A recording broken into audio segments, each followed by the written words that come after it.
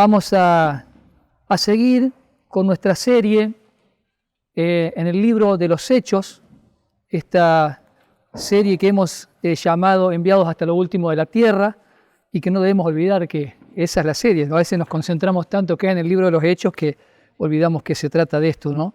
De que somos enviados hasta lo último de la tierra. Así que bueno, gracias a Dios tengo un poquito más de luz ahora, así que eso me va a ayudar mucho. Pero quería empezar haciendo un pequeño resumen de lo que venimos viendo, estos 4 primeros capítulos, en donde nos hemos encontrado con una iglesia que va avanzando, una iglesia joven, que ha recibido la promesa del Espíritu Santo que el Señor les había dado, allí en Hechos 1.8 y en el 2, en 1 al 4. La iglesia comienza a evangelizar, ya escuchamos 2 discursos de Pedro, pero vamos a seguir escuchando más discursos, ¿no? De Esteban, de Pablo, y vemos a la iglesia que tenía sus primeros bautismos, ahí en Hechos 2.41 vimos eso. También vimos en Hechos 2.46, un poquito más adelante, vimos que una iglesia que perseveraba unánime, juntas, caminando en el Señor. Vimos también en el 2.47 que Dios añadía a los que habían de ser salvos. Entonces también vemos una iglesia que resistía a la oposición de las autoridades y seguía avanzando. Una iglesia que oraba, vimos una iglesia que hacía oración al Señor, y vemos una iglesia, el domingo anterior, Eric nos habló de una iglesia que era generosa, una iglesia que abría su corazón y ponía todo a disposición para sostenimiento de aquellos más necesitados, ¿sí? Así que bueno, veíamos una iglesia que hasta aquí, una iglesia obviamente que el Señor ha acompañado, ha bendecido, que la mano de Dios estaba acompañándoles, ¿no? Ahora nosotros tenemos este pasaje en el capítulo 5, en donde vamos a ser en cierta forma impactados por este mensaje, ¿no? Porque de todo esto lindo que venimos viendo nos vamos a encontrar con un capítulo difícil, un capítulo que quizás a veces lo pasamos medio rápido leyendo, pero que si nos detenemos vemos que es un capítulo que impacta, que debería impactar nuestras vidas. Es el capítulo 5 del libro de los Hechos, y si yo quisiera animarlos a que pudieran observar, hacer una lectura y dejar que esa lectura les impacte como si, a modo de ejemplo, como si yo estuviera sentado en el living de mi casa viendo un documental muy lindo, de esos que me gusta a mí, de turismo o de vida salvaje o bueno, de lo que sea, y de pronto alguien se sienta a mi lado, arriba del control remoto, y cambia de canal. Y aparece la peor escena de la peor película de terror. ¿Sí? El zombie comiéndose a la persona, algo impactante, ¿verdad? Es como si nos encontráramos en esa situación. Al entrar de los capítulos 4, pasar al capítulo 5 y ver esta situación tan crítica, tan compleja para esta iglesia. Así que vamos a leer, y lo vamos a hacer en 2 partes. Generalmente leemos de corrido todo el pasaje, pero yo quisiera, para aprovecharlo mejor, poder tomar del 1 al 11 y luego hacer del 12 al 16. Así que si me acompañan a Hechos capítulo 5, versículo 1 al 11. Dice así: pero cierto hombre llamado Ananías, con Safira su mujer, vendió una heredad y sustrajo del precio, sabiendo también su mujer, y trayendo solo una parte la puso a los pies de los apóstoles. Y dijo Pedro: Ananías, ¿por qué llenó Satanás tu corazón para que mintieses al Espíritu Santo y sustrajeses del precio de la heredad? Reteniéndola, ¿no se te quedaba a ti? Y vendida, ¿no estaba en tu poder? ¿Por qué pusiste esto en tu corazón?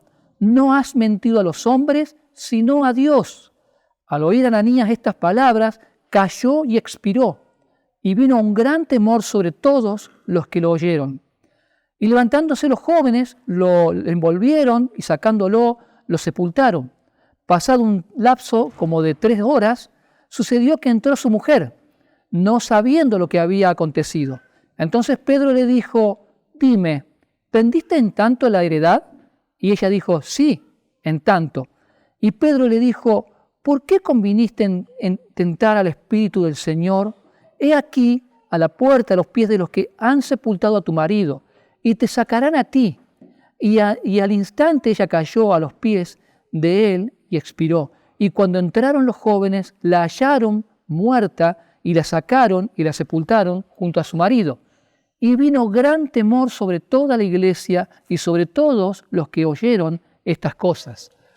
Acá tenemos una escena fuerte, como decía. Hace muchos años atrás, con mi esposa no teníamos auto, estábamos ahorrando para comprar un auto, pasamos un buen tiempo ahorrando para comprar ese auto, y al final llegamos a un determinado monto y fuimos a una concesionaria, empezamos a ver vehículos y vimos un Renault 11. En aquel entonces era un auto más conocido, pero el asunto es que, bueno, el vendedor empezó a ofrecernos este auto, a mostrarnos las virtudes de este auto, cubiertas nuevas, la chapa estaba bien de pintura, el tapizado estaba bueno. Entonces empezamos a ver todos los beneficios, todo lo bueno que tenía. El asunto es que terminamos comprando el auto. Bueno, compramos el auto, lo hicimos ver por un mecánico que no era el de más confianza que tenía porque el otro estaba de vacaciones. Así que bueno, pero lo hicimos ver, nos quedamos tranquilos con eso, el mecánico me dijo bien, vamos. El asunto es que a las pocas semanas el auto empieza a no tener fuerza. Empieza a no tener fuerza, cada vez menos, entonces lo llevo a mi mecánico que había vuelto de vacaciones y le digo, mirá, tengo este problema, lo compré al final y mirá, lo revisa y me dice, Carlos, ¿quién te dijo que este auto está bien? El vendedor, le dije yo. Bueno, este auto está fundido.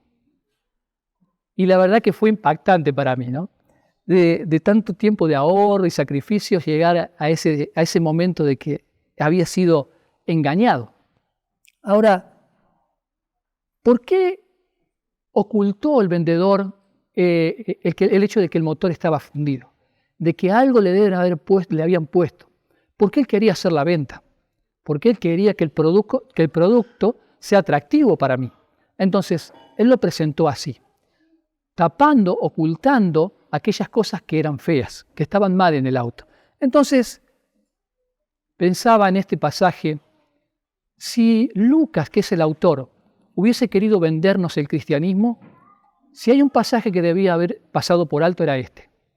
Él debería haber dicho, no, con esto los hermanos se van a desanimar, la gente que quiere empezar a escuchar el Evangelio no va a querer saber nada con el Evangelio, porque esta es una palabra muy dura. Sin embargo, él no hizo esto. Sin embargo, él lo dejó por escrito. Al igual que hizo con el Evangelio, que escribió él, el Evangelio de Lucas, él tenía la intención y se lo dijo a Teófilo, para que conozcas toda la verdad. Y hermanos, tenemos que entender que este pasaje de la Biblia, por más duro que parezca y difícil a veces de entender, es parte de toda la verdad de Dios. Y debemos prestar atención porque en ella hay enseñanza. En ella hay una enseñanza para vos y para mí. Y es lo que en esta mañana queremos sacar de esta escritura, de esta enseñanza. Entonces, necesitamos conocer toda la verdad por más dura que sea. Así que, por eso yo titulé el segundo punto que tienen, un triste suceso. Y yo quisiera que podamos ver esta historia porque como si fuera una obra de teatro basada en hechos reales, porque en verdad fue un hecho real. Así que veamos esta escena, abramos el telón y empecemos a ver las cosas cómo se fueron dando, cómo fueron sucediendo. Yo le puse a este primer punto un triste suceso. Ahora, yo les pregunto, hermanos, si usted lee este pasaje y se le pregunta, ¿qué es lo triste de este pasaje? Uno inmediatamente piensa, y lo triste es que esta gente murió. Lo triste es que 2 personas murieron. Cuando en realidad lo triste es que estas 2 personas pecaron. Nosotros creemos que las consecuencias del pecado son lo triste. En realidad es haber pecado contra Dios, es lo triste. Eso es lo triste de esta historia, que un hombre y una mujer pecaron contra Dios. Ahora, nosotros en este primer acto vamos a ver lo que sucedió, el hecho en sí, y después vamos a ver por qué sucedieron estas cosas y lo vamos a analizar. Así que vamos a ver en el versículo 1 y 2, nosotros vamos a ver el hecho en sí, como dijimos. Dice, pero cierto hombre llamado Ananías, con Safira su mujer, vendió una heredad y sustrajo del precio, sabiendo su mujer, y trayendo solo una parte la puso a los pies de los apóstoles. Acá está abrimos el telón, como dijimos, y vemos este hecho. Ellos se acercan, venden una heredad que tenían y sacan una parte y de manera engañosa, diciendo que dejaban todo lo que valía la heredad, depositan a los pies de los apóstoles este dinero, ¿no? Ahora, acá tenemos al inicio de este pasaje la palabra pero. En la literatura, en la escritura, nosotros entendemos de que la palabra pero tiene distintas utilidades, ¿no? Aquí el pero tiene que ver con una contraposición entre algo negativo y algo positivo. Es como si yo dijera de este auto que compré, que el tapizado era bueno, la pintura era buena, las cubiertas estaban bien, pero el motor estaba fundido. Es más o menos lo que vamos a ver acá. Una contraposición de lo que estuvimos viendo el domingo pasado. Una iglesia generosa y en particular un hombre que vende una heredad y la da, y da su dinero. Con esta otra contracara de algo que realmente estaba mal. Así que bueno, estamos ahí parados frente al escenario viendo esto y es como si ese pero fuera como en las obras de teatro, sienten cuando un piano es tocado fuertemente y un sonido estrondoso sale y nos espanta casi, ¿no? Bueno, es más o menos así este pero, para llevarnos a pensar de que acá hay algo que pasó diferente. Así que estamos ahí, en esta historia tan triste, esta historia tan lúgubre, podremos decir, de la vida de la iglesia en ese instante. Ahora, lo que nos tenemos que preguntar es, ¿cómo es posible que estas dos personas, habiendo acompañado a este grupo, ¿sí?, y habiendo visto la mano de Dios bendecir a este grupo con los milagros que se dieron, con la palabra predicada, con gente que se bautizaba, con oraciones que eran contestadas, ¿cómo es posible que estas dos personas hayan caído en este pecado? ¿Cómo es posible que estas dos personas hayan pecado? Bueno, es lo que queremos ver en esta mañana y queremos verlo para poder ver como un reflejo en ellos nuestra propia vida. Porque nosotros también somos pecadores, porque nosotros también fallamos. Entonces, poder ver lo que pasó en el corazón, en la vida de estas personas, nos puede ayudar a nosotros prevenir lo que puede pasar en nuestro propio corazón. Así que, ¿qué hace que yo peque? La pregunta es, ¿qué hace que yo peque? ¿Y cómo puedo revertir esto, aunque sea de manera progresiva? Así que bueno, habiendo leído todo el pasaje, nosotros podríamos señalar varios pecados, ¿sí? Si nos ponemos a observar con detalle, seguramente de acá salen, ustedes pueden mencionar un montón de pecados que se ven, como por ejemplo el robo, el encubrimiento, la mentira, la avaricia, la codicia, el egoísmo. Hay muchos pecados. Sin embargo, hay un pecado en particular que el contexto nos ayuda a entender de que Dios estaba haciendo hincapié, Lucas en su escrito y Dios por medio de Lucas, haciendo hincapié en un pecado particular y que si no prestamos atención es tan sutil que puede pasar desapercibido ante nuestros ojos. Así que, y lo más triste, que al ser tan sutil, nosotros también podemos caer en él. Así que prestemos atención y tratemos de ver este pecado. Y sin más suspenso, el pecado es la hipocresía de Ananías y Safira. Y vamos a ver cómo llegamos a esa conclusión, cómo sabemos qué es el pecado. Bueno, veamos el contexto.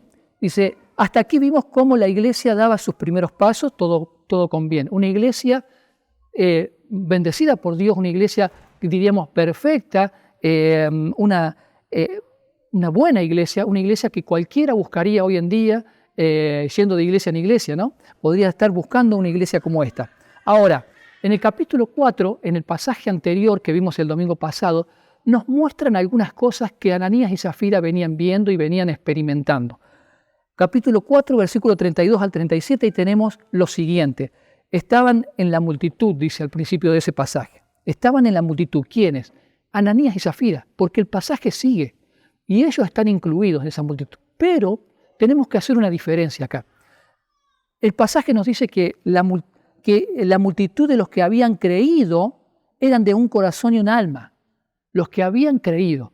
Nosotros tenemos que entender que la multitud de los que habían creído no era toda la multitud. Seguramente había otros que no habían creído y que no eran de un alma y un corazón con ellos, que estaban también presentes. Como puede suceder aquí. Estamos aquí reunidos porque tenemos nuestra fe puesta en Cristo y hemos sido salvados por esa obra redentora en la cruz. Ahora, no significa que todos los que estén acá tengan su fe puesta precisamente en Cristo de esa manera. Entonces esto pasaba lo mismo. Había gente que estaba viendo el movimiento de esta iglesia y había que eran parte y otros que no lo eran. Vamos a ver a Ananías y Zafira si lo eran o no. Ellos empezaron a ver lo que se comentaba entre el grupo. Ninguno decía ser suyo propio lo que tenía. Es decir, nadie decía esto es mío y nadie lo toca, sino que todo lo contrario, lo ponían a disposición para ser vendido y llevar ese dinero a los apóstoles para que sea repartido entre los necesitados. Y como esa debe haber habido muchas otras actitudes que demostraban que esta iglesia era de un solo corazón y una sola alma, pero el punto es porque habían creído y tenían la misma fe, compartían la misma fe. Así que veían también que todos los demás vendían sus propiedades. No solo escuchaban que lo hacían, sino que veían que las vendían y que traían el dinero y lo depositaban.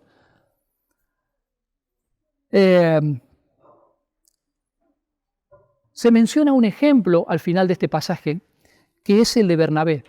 Y es interesante porque de todos los ejemplos, porque dice aquí, entonces José, y lo ponían, en el 35, y lo ponían a los pies de los apóstoles y decían, así que no había entre ellos ningún necesitado, el 34, porque todos los que poseían heredades o casas las vendían y traían el precio de lo vendido. O sea, todos lo hacían. Es interesante esto, ¿no? Sin embargo, de esos todos se toma un ejemplo, el de Bernabé. ¿Y saben qué me llama la atención? Que Bernabé tenía una heredad. Es interesante esto. Él tenía una sola y la vendió. Pero fíjense este matrimonio de Ananías y Zafira. Dice en el versículo 1 que vendió una heredad. ¿Qué querrá decir eso? Que probablemente tenía otras. Fíjense el contraste. Este hombre que tenía una, la vendió y la puso a los pies de los apóstoles. Este que tenía más de una, por lo menos, vendió una, sacó una parte, robó una parte o mintió acerca de una parte y trajo ante los apóstoles. Fíjense ya la diferencia, ya no había un alma y no había un corazón con los otros hermanos, ¿sí?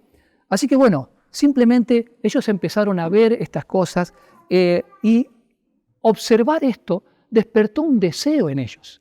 Despertó el deseo de ser parte de este grupo. Despertó el deseo, y yo mencioné algunas, deseaban ser vistas por los hombres. Por eso en el versículo 4 dice, no le mentiste a los hombres. Ellos intentaron mentir a los hombres haciéndose parecer como ellos, que vendían una propiedad y que traían el dinero, pero no era así. Entonces nos muestra que en cierta forma estaban simulando algo, estaban aparentando algo. Ellos quisieron aparentar un corazón y un alma con estos que habían creído. Probablemente querían ser alabados por el pueblo. Fíjense en el capítulo 5, versículo 13, un poquito más adelante del que hemos leído, dice, de los demás ninguno se atrevía a juntarse con ellos, mas el pueblo los alababa grandemente. Mi hermano, yo creo que no hay cosa que nos seduzca más que de alguna manera seamos alabados. Y ellos quisieron participar, quisieron ser parte de esos que eran alabados. Entonces por eso empezaron a tener actitudes y comportamientos y se despertó en ellos un deseo, una ganas de ser alabados, de ser reconocidos, de ser vistos como parte de este grupo que parecían buenas personas, se ayudaban entre sí, vendían lo que tenían una entrega por los demás y yo quiero ser parte de esto para ser alabado como son ellos. Entonces, en conclusiones podemos ver que dentro de ellos empezaron a generar ciertos deseos. Y estos deseos los llevaron a esta hipocresía, a querer fingir, a querer aparentar. Es interesante que el diccionario de la Real Academia Española, dice que, fíjense cómo lo define, a hipocresía: fingimiento de cualidades o sentimientos contrarios a los que verdaderamente se tiene o se experimenta. Es decir, aparento tener una cualidad que no tengo, aparento tener un sentimiento que no siento, ¿sí? Esa es la hipocresía. En otras palabras, la hipocresía no es otra cosa que el intento de hacer creer a los demás que soy lo que no soy, ¿sí? Entonces, ese concepto creo que es claro, es bueno tenerlo claro para nosotros estar atentos a cuándo yo me estoy comportando de una manera hipócrita. Así que, pregunto, ¿acaso nosotros no caemos en la misma hipocresía, en la misma trampa de la hipocresía? ¿No nos pasa también a nosotros en mayor o en menor medida? Y yo creo que la respuesta es que sí. Ahora, ¿de cuántas maneras podemos caer en esto, no? Y yo creo que de muchas. Pero quisiera señalar una. Nosotros hoy en día tenemos un medio a través del cual somos no solo se nos facilita, sino que nos incentiva a mostrar esa hipocresía en nosotros, que es las redes sociales, hermano. Muchas veces vemos en las redes sociales apariencias o demasiada exhibición en algunas cosas. Y yo quisiera hacer una lista, yo hice una lista y quisiera leérselas, y que, como decía mi mamá, el que le entre el poncho que se lo ponga.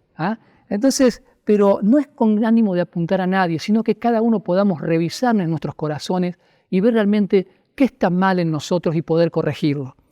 Así que dijimos que la hipocresía se puede presentar de muchas maneras, ¿no? Y haciéndolo en el Facebook tenemos mucha facilidad y mucho alcance para hacer este tipo de tener este tipo de hipocresía. En la familia, mostramos la familia perfecta, la familia más dichosa, más feliz de todas. No hay familia como la mía. Miren, foto, video, palabras. En el amor, enamorado como nadie. Uno abre el Facebook de estas personas y tiene miedo de mancharse con el dulce de leche que derrama, ¿no? La miel. Y digo yo, esta gente, ¿acaso no vivirá junta que tiene que ponerlo acá para que su esposo o su novia lo vea? ¿Entienden que detrás de esto puede haber en mi corazón algo más que simplemente mostrar afecto hacia mi cónyuge? En los éxitos, nos mostramos exitosos como nadie. Nadie tiene el éxito que tengo yo. Hay una mitología griega que habla de un gobernador de Frigia. Se decía de él de que todo lo que tocaba lo convertía en oro. Y estas personas parecen así. Cosa que hace, cosa que se convierte en oro. En todo hay éxito. Llama mucho la atención. Ahora también en lo espiritual. Hay una frase que algunas denominaciones han acuñado, que es bendecido, prosperado y en victoria, ¿sí? Y la usan mucho, como un talismán, no sé cómo qué será, pero se usa mucho esto, de que bendecido, prosperado y en victoria, y de manera permanente casi. O sea, casi que vemos que no hay ningún problema en sus vidas. Todo lo espiritual está bien. Entonces, también llama un poco la atención. Ahora también en el carácter, hermanos. Nos mostramos humildes a pesar de lo grande que somos.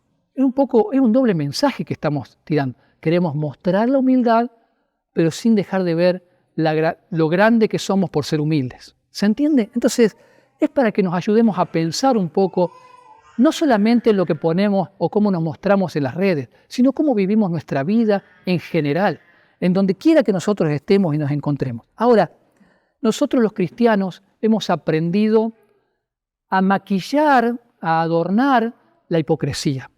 ¿Y cómo lo hacemos?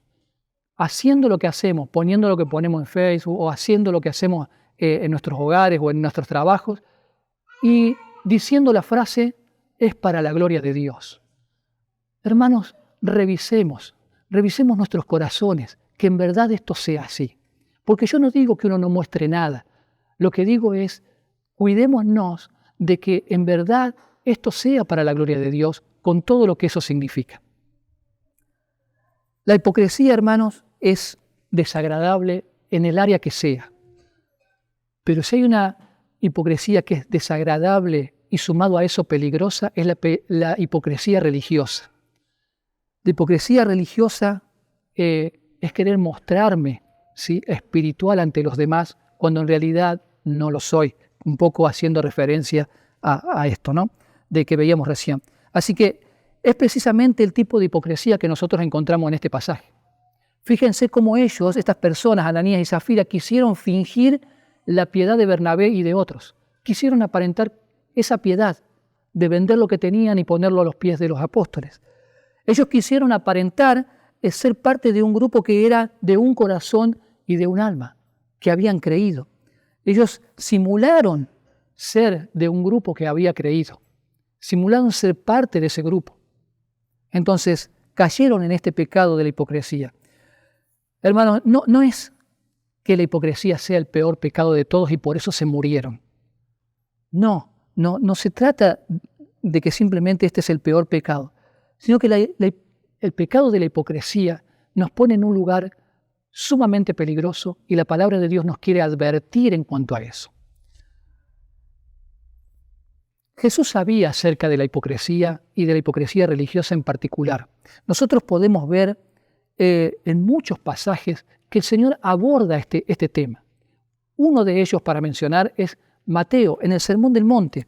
Fíjense, acompáñenme a Mateo capítulo 6. Mateo capítulo 6, versículo 1 y 2. Fíjense, dice: guardaos de hacer vuestra justicia delante de los hombres, para ser visto de ellos. De otra manera, no tendréis recompensa de vuestro Padre que está en los cielos. Cuando pues des limosna, no hagas tocar trompeta delante de ti como hacen los hipócritas en la sinagoga. Versículo 5.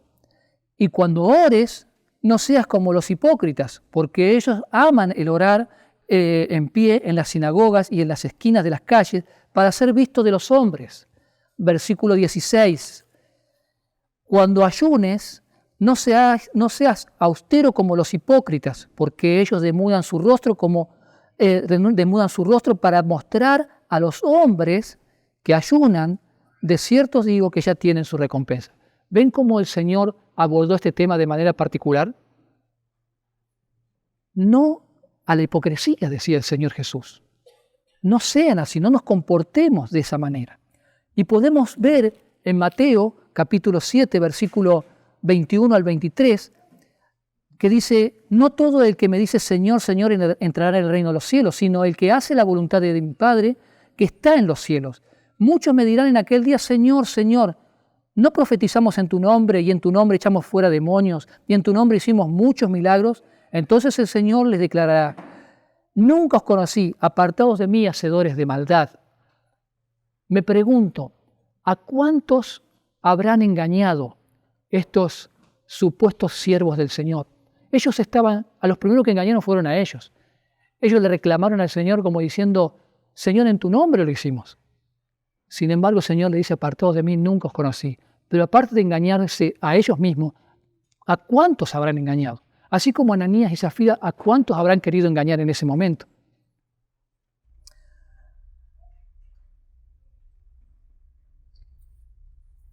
Ahora nosotros nos preguntamos, ¿cuántos habrá allí afuera viviendo de esta manera, ¿no? Convencidos en su hipocresía religiosa de que de esta manera agradan a Dios.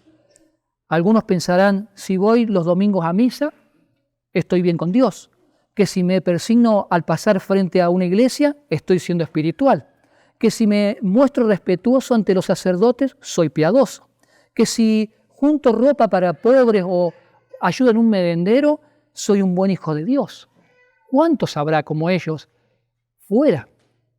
Ahora la pregunta no tiene que ser solamente para afuera, también para acá adentro. Nosotros también a veces tenemos esta misma manera de pensar. Si no, escuchen lo que podemos llegar a pensar nosotros. Si voy un par de domingos al mes a la reunión, con eso está bien. Si soy generoso en mis ofrendas, Dios estará contento.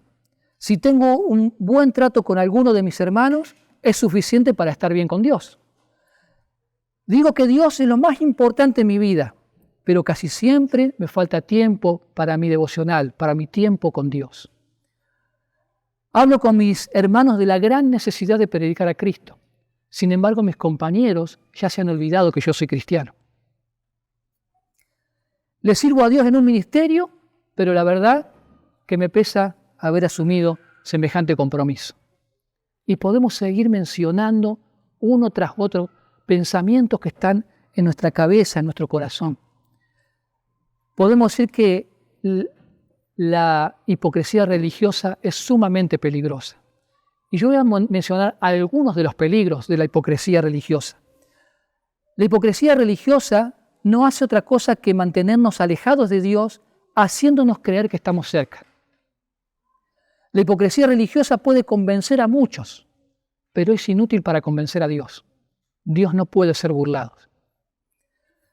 La hipocresía religiosa nos engaña en cuanto a nuestra verdadera condición ante Dios. Creemos que estamos bien por lo que estamos haciendo. Nos hemos autoengañado como estos hombres. Señor, Señor, en tu nombre hicimos. Sin embargo, esa no es nuestra verdadera condición ante Dios. La hipocresía religiosa es un peligro. La hipocresía religiosa es un peligroso somnífero para nuestra verdadera necesidad espiritual. Nos adormece, convenciéndonos poco a poco que eso, vivir hipócritamente en cuanto a lo religioso, eso es ser verdaderamente espiritual. Entonces vemos cuánta peligrosidad hay en la hipocresía religiosa. ¿Cuánto hay, hermanos? De verdad, la hipocresía es muy sutil y muy peligrosa. Y por eso el Señor permitió que este pasaje estuviera precisamente aquí, en los inicios de la iglesia primitiva. Una advertencia para ellos. Pero ¿saben qué, mis hermanos? Sigue vigente para nosotros. Es una advertencia para nosotros. Así que vamos a intentar, a través de la confrontación, que es el siguiente punto que ustedes tienen ahí en la hoja, de identificar el pecado para poder tratar con él, para que de alguna manera podamos ir avanzando en ir dejando nuestro pecado de lado, sea el pecado de la hipocresía o sea el pecado que sea. Así que vamos a ir a nuestro segundo acto, por decir así. Abrimos el telón nuevamente y vemos la confrontación de Pedro con estos hombres, en donde podemos ver tres elementos que aparecen siempre cuando pecamos. Hay tres elementos. El primero es la procedencia del pecado. ¿De dónde procede el pecado? Vamos a ver. Vamos a ver también el terreno que el pecado quiere ganar y vamos a ver el verdadero objetivo del pecado. Así que vamos a empezar con la procedencia del pecado. El versículo 3 del capítulo 5 de Hechos que estábamos viendo nos dice precisamente la procedencia del pecado. Capítulo 5, versículo 3 dijimos, en su primera parte, y dijo Pedro, Ananías, ¿por qué llenó Satanás tu corazón? ¿Por qué llenó Satanás tu corazón? Pedro había aprendido seguramente la lección de aquel encuentro con Jesús cuando Jesús decía lo que era necesario que el Hijo del Hombre padezca. Él va a ser encarcelado, castigado, muerto en una cruz y resucitado al tercer día. Y Pedro que le dijo, Señor, jamás te acontezca esto. Y la respuesta del Señor es contundente. ¿Qué nos dice ahí la palabra de Dios? Dice, quítate de delante de mí, le dijo el Señor a Pedro, porque quítate delante de mí, Satanás, porque no pones la mira en las cosas de Dios, sino en las cosas de los hombres. Pedro había entendido de que en realidad Jesús no le estaba diciendo de que él era el diablo. Lo que le estaba diciendo es que estaba pensando y poniendo su mente en la cosa de este mundo como lo hace Satanás. Que la mente de él había sido afectada a tal punto que estaba actuando como Satanás. Entonces, nosotros podemos ver la confrontación de él, de que no debía ser así. Y Pedro seguramente aprendió la lección de que Satanás es quien nos puede engañar, que él es ese agente externo que puede de alguna manera influirnos para dañar nuestras vidas, para engañarnos. Así que él escribe en su primera carta, en capítulo 5, primera de Pedro, capítulo 5, versículos 8, él dice, sed sobrios y velad, porque vuestro adversario el diablo, como león rugiente, anda buscando a quien devorar. Él sabía que esa era la tarea del diablo. La tarea de Satanás es buscarnos para devorarnos. Ahora, es interesante también cómo Juan lo define a Satanás. Juan, en capítulo 8, versículo 44, define a Satanás de la siguiente manera. Cuando habla mentira, de suyo habla, o sea, de él habla, porque es mentiroso y padre de mentira. Juan los desenmascara. Satanás es no solo que es mentiroso, sino que es padre de toda mentira. Satanás nos puede envolver de distintas maneras, pero siempre lo va a hacer a través de una mentira. Si no, podemos recordar desde los inicios, Adán y Eva. Eva fue engañada por la serpiente, ¿sí? Quien en nombre de Satanás estaba ahí engañando a Eva, diciéndole, no vas a morir. En realidad Dios sabe de que vos vas a ser como Él si comes y bla, bla, bla. Entonces, nosotros vemos cómo eso no ha cambiado. Con el transcurso del tiempo sigue siendo igual. La metodología de Satanás es convencernos, es manipularnos a través de las mentiras. Hoy en día tenemos otro tipo de mentira. A Eva se le ofreció un fruto. Hoy tenemos otro tipo de mentiras. Nosotros prendemos la tele y la tele nos muestra un montón de ofertas queriéndonos seducir para que compremos, haciéndonos ver que todas nuestras satisfacciones y nuestros deseos van a ser completados si conseguimos esto o aquello. Si conseguimos esa casa en determinado lugar, vamos a tener seguridad. Si puse otros ejemplos, por ejemplo, si me compro este tipo de auto, voy a ser importante. ¿Sí? Si tengo este tipo de zapatillas, voy a ser un gran deportista. Si tengo este perfume o este perfume, todas las chicas lindas me van a seguir o todos los chicos lindos me van a seguir. Y compramos esa mentira y empezamos a pecar en nuestro corazón deseando este tipo de cosas. Ahora, ¿por qué pecamos, hermanos? Vamos a ver. Perdón, se me estaba cayendo. Ahí está. Nosotros entendemos que Satanás no es el único. No es el único que nos hace acceder al pecado. No es, como dijimos, no es la única procedencia del pecado. Nosotros vamos a ver ahora en el versículo 4 que hay otra procedencia del pecado. Versículo 4 del capítulo 5, le dice Pedro, reteniéndola, no se te quedaba a ti y vendida, no estaba en tu poder, ¿por qué pusiste esto en tu corazón? ¿A quién le está hablando? A Ananías. No solamente se puede dejar influenciar por Satanás, sino que él mismo también pone algo en su corazón. ¿Por qué pusiste esto en tu corazón?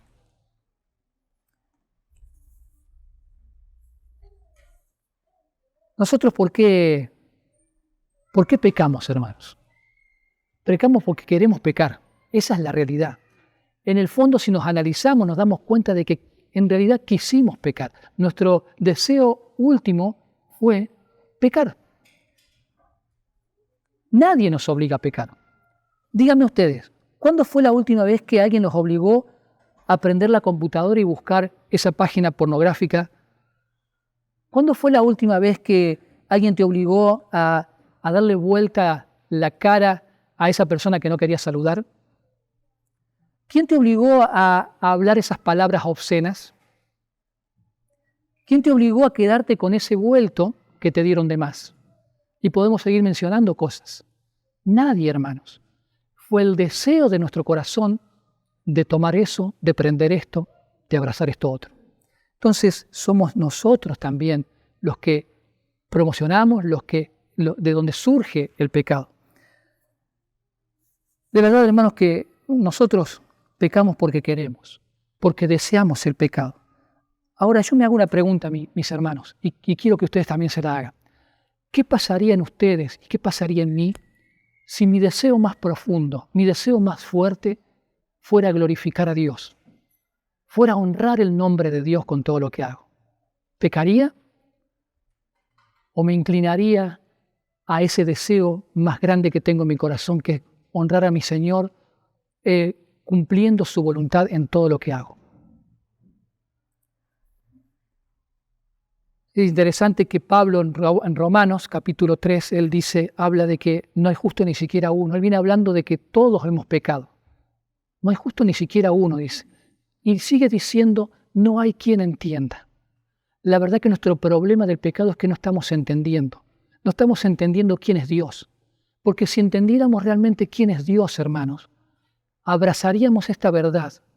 Nuestra mente estaría cautivada por su belleza, por su poder, por su amor, por su gracia sobre nuestras vidas.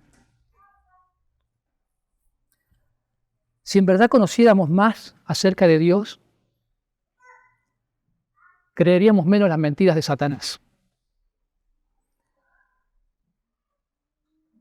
Nuestro segundo punto que aparece siempre ante el pecado es el terreno que el pecado quiere ganar. Versículos 3 y 4 nos dice claramente, ¿por qué llenó Satanás tu corazón? Y el 4 dice, ¿por qué pusiste esto en tu corazón? El corazón es ese terreno en tu vida que Satanás quiere ganar. Tenemos que entender que ese es el lugar que Satanás quiere apropiarse, por decir así, a través de mentiras, como decíamos, porque él es padre de mentiras. Ahora, ¿por qué Satanás quiere hacer esto? Porque él sabe que si logra usurpar el terreno de nuestro corazón con una mentira, ya es suficiente para que fallemos a ese primer y gran mandamiento de amar al Señor nuestro Dios con todo nuestro corazón, con toda nuestra mente, con toda nuestra alma. Si Él tan solo mete una mentira, si tan solo le damos lugar a una mentira, Él puede lograr frustrar en nosotros para lo cual hemos sido creados. Amar a nuestro Dios. Pero Satanás va por un objetivo mayor. Él va por un objetivo más grande. El objetivo más importante para él es otro. Es alejarnos de Dios. Versículos 3 y 4 lo pone a Ananías más lejos de Dios. Dice, no has mentido a hombres sino a Dios. No solamente pecaste con los hombres, sino que le mentiste a Dios.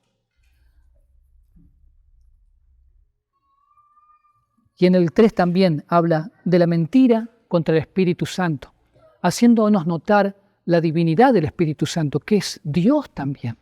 Entonces, vemos cómo esta mentira hizo que Ananías y Zafira se alejaran de Dios, tal cual lo hizo el pecado allí en el Edén. El verdadero objetivo es ese, alejarnos de Dios. Romanos 3:23 nos dice, por cuanto todos pecaron, han sido destituidos. En otra versión dice, alejados de Dios. Ese es el efecto del pecado. Pero Satanás quiere algo más. Él siempre va a querer algo más. Él quiere en realidad, con todo esto, con engañarnos a nosotros, con llevarnos a pecar, Él quiere algo mucho más, que es que el nombre de Dios sea blasfemado, que el nombre de Dios sea manchado, que el nombre de Dios sea rechazado. ¿Cómo se vería la iglesia del Señor si este pecado no hubiera sido descubierto por los apóstoles? Y después se enteraran gente que no estaba con el grupo de este hecho. ¿Cómo hubiese lucido el nombre de Dios ante eso? Romanos capítulo 2, les voy a pedir que me acompañen a esa lectura. Romanos capítulo 2, versículo 17 hasta el 24 dice así, vemos un caso de hipocresía religiosa y cómo es abordado por Pablo. He aquí, dice, tú tienes el sobrenombre de judío y te apoyas en la ley y te glorías en Dios y conoces su voluntad e instruido por la ley apruebas lo mejor y confías que eres guía de los ciegos, luz de los que están en tinieblas, instructor de los indoctos, maestro de niños, que tienes en la ley la forma de la ciencia y la verdad. Tú pues, que enseñas a otros, ¿no te enseñas a ti mismo? Tú que predicas que no se ha de hurtar, hurtas. Tú que dices que no se ha de adulterar, adulteras. Tú que abominas a los ídolos, cometes sacrilegio. Tú que te jactas de la ley, con infracción de la ley, deshonras a Dios. Y le explica en el versículo 24 por qué. Porque como está escrito, en el nombre de Dios es blasfemado entre los gentiles por causa de vosotros. El nombre de Dios era blasfemado y es precisamente lo que Satanás quiere. Él hace todo este caminito, ¿sí?, para llevarnos precisamente a esto, a que el nombre de Dios sea blasfemado. El versículo 7, también del 7 al 10, ya está Safira en la escena. Ya Ananías murió, ahora queda Safira y es confrontada por Pedro. Y en esa confrontación, que Dios lo permitió que se diera así, raro que un matrimonio llegaran separados a presentar algo que les pertenecía a los dos. Pero el Señor permitió que esto se diera de esta manera para hacer hincapié en la enseñanza, para que nosotros podamos aprender más cosas al respecto. Por ejemplo, algunas de las cosas que podemos ver es que en este caso podemos ver que cada uno es responsable por su pecado. Pedro le dice a ella, dime, quería de su propia boca escuchar si realmente había hecho lo que había hecho. Pero también vemos en esta escena que hasta último momento Safira tuvo la oportunidad de arrepentirse. Por eso la pregunta, dime, ¿en tanto vendieron la propiedad? ¿En tanto vendieron la heredad? Y ella dice sí. Hasta último momento ella tuvo la oportunidad de arrepentirse. Y es la oportunidad que siempre Dios da, hasta último momento, de poder arrepentirnos. Ahora, también vemos las consecuencias del pecado son las mismas tanto para hombre como para mujer. Acá no es que, la mujer por ser mujer o el hombre por ser hombre vamos a tratarlos de distintas maneras. Ante el pecado, la consecuencia es la misma, la separación eterna de Dios, ¿sí? La palabra de Dios nos enseña, porque la paga del pecado es la muerte, esa separación de nuestro Señor.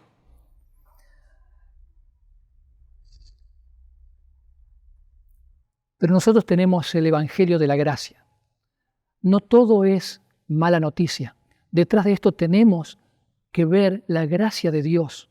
Tenemos que ver que así como por cuanto todos pecaron están alejados de Dios, también la palabra de Dios nos enseña que más Dios muestra su amor para con nosotros, en que siendo aún pecadores, Cristo murió por nosotros. Él ocupa nuestro lugar.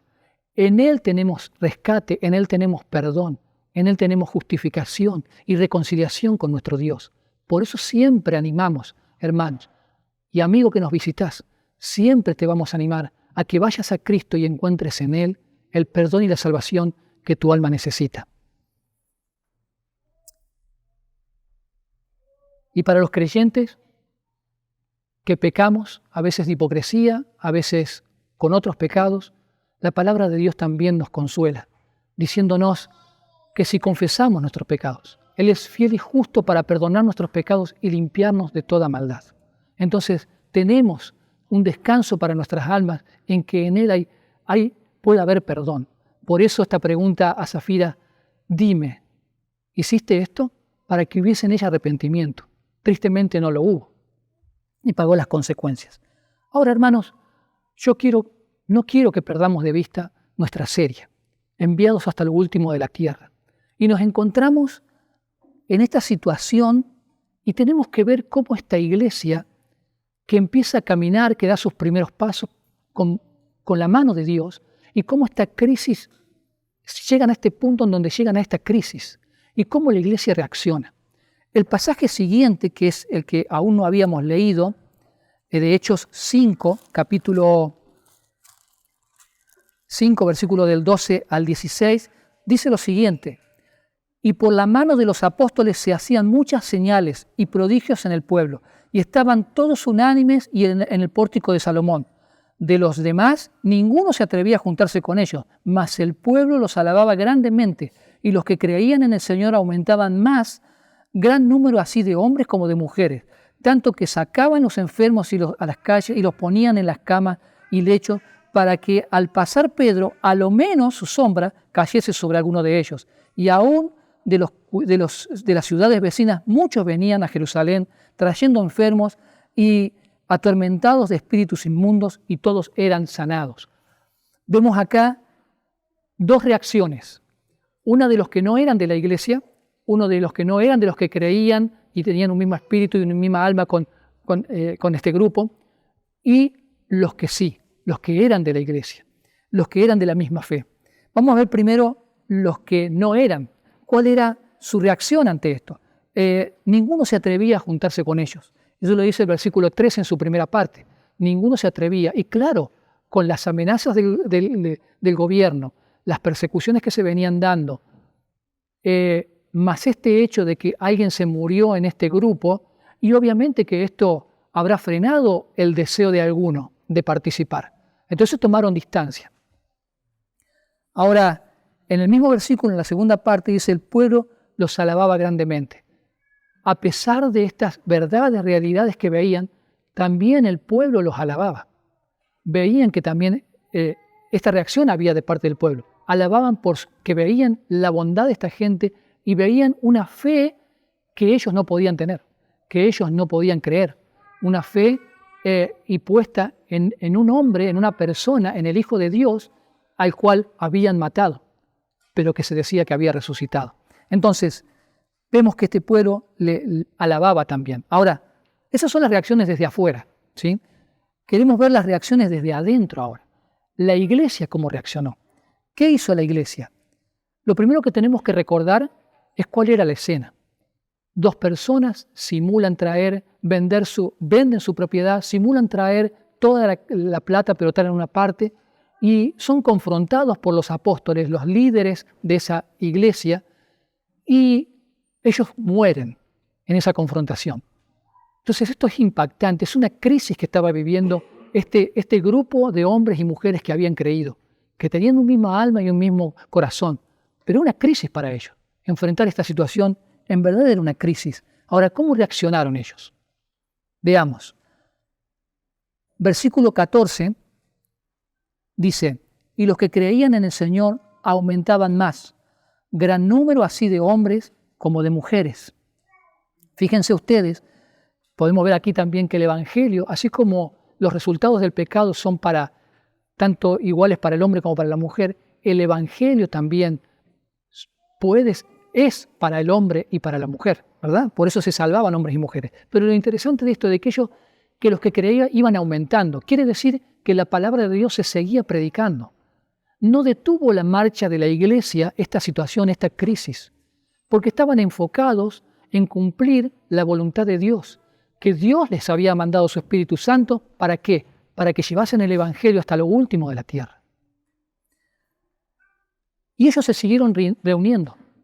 El versículo 12 nos dice: y por la mano de los apóstoles se hacían muchas señales y prodigios en el pueblo, y estaban todos unánimes en el pórtico de Salomón. Les suena seguramente el pórtico de Salomón porque ya anteriormente se habían reunido en ese lugar. Habían escogido ese lugar para reunirse y no dejaron de hacerlo. No dejaron de juntarse, de reunirse como iglesia. Entonces, entendemos de que la crisis que ellos vivieron no los frenó. Siguieron predicando, siguieron sirviendo a Dios, predicando su palabra.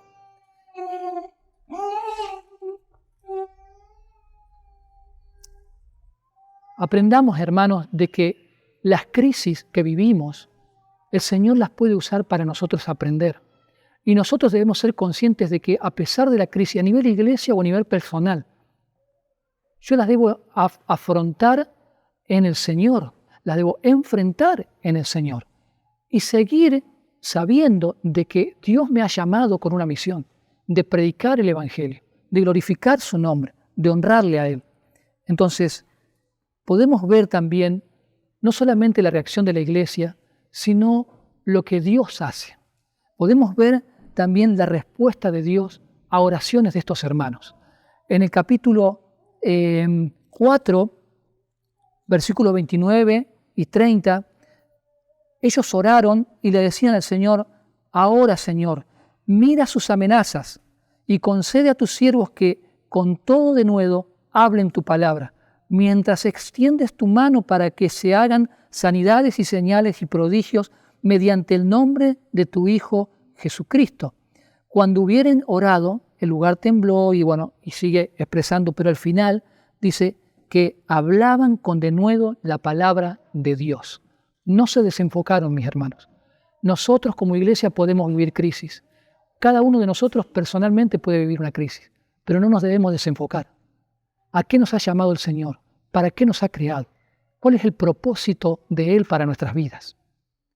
Que esta sea una lección para cada uno de nosotros, hermanos, y que el ver la respuesta de Dios a las oraciones de estos hombres, siendo más los que creían, seguían las señales dándose, que nos lleve a nosotros a confiar en el cuidado, en la providencia y en la respuesta de Dios a nuestras oraciones. Nos debe poner de rodillas ante Dios, a orar y clamar para que esta su iglesia siga avanzando, llevando el Evangelio, cumpliendo la misión a la cual Él nos ha enviado y que sea hasta lo último de la tierra.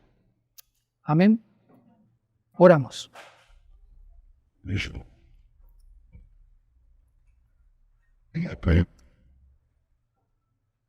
Amado Señor, te damos en esta mañana a ti las gracias por tu palabra, porque dejaste, Señor, que esta porción de la Escritura esté donde esté, Señor, porque tú tenías el propósito de enseñarnos cómo confrontar el pecado, el peligro de la hipocresía y cuántas otras cosas más que si seguíamos estudiando podríamos seguir aprendiendo de tu palabra, Señor.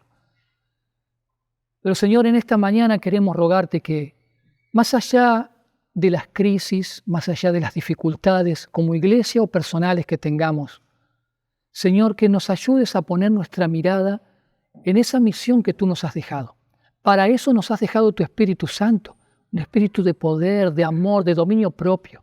Señor, para caminar en santidad delante de ti, para llevar en santidad el Evangelio, para que tu nombre no sea blasfemado, para que tu nombre no sea manchado. Padre, te doy gracias por cada uno de mis hermanos que están aquí.